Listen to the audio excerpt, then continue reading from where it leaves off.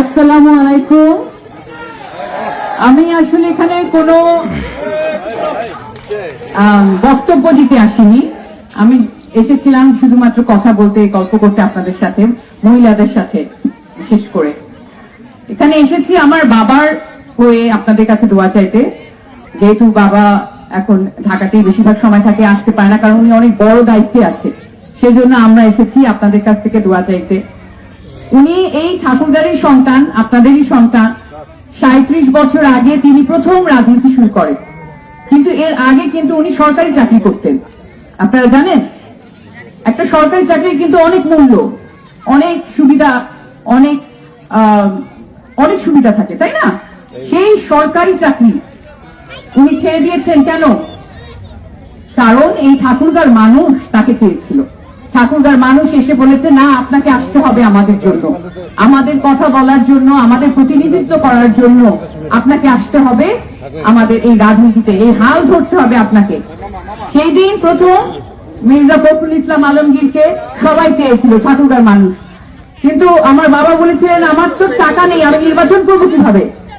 এই আপনাদের মতো বয়স্ক একজন মহিলা, আমার এখনো মনে আছে প্রথম নির্বাচনের সময় বয়স্ক একজন মহিলা মুরগি ডিম বেচতেন।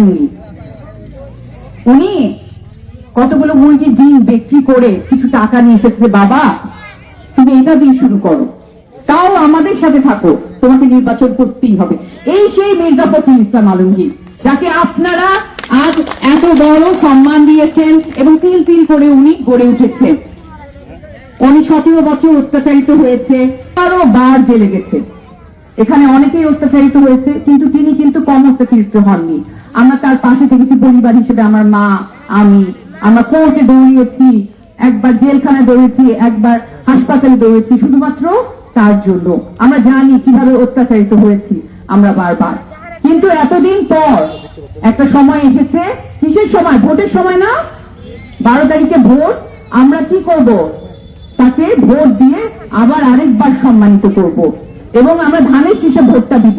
আপনারা জানেন তার মতো অভিজ্ঞ, তার মতো জ্ঞানী মানুষ কি এই ঠাকুরগাঁ শহরে আছে? জানেন আপনারা কারো নাম? না। তো এই মানুষটাকে আপনাদের ভোট দিতে হবে, তার পাশে এখন আবার এসেছে, তার পাশে দাঁড়ানোর সময়। কি ভোটটা দিবেন ধানের শীষে?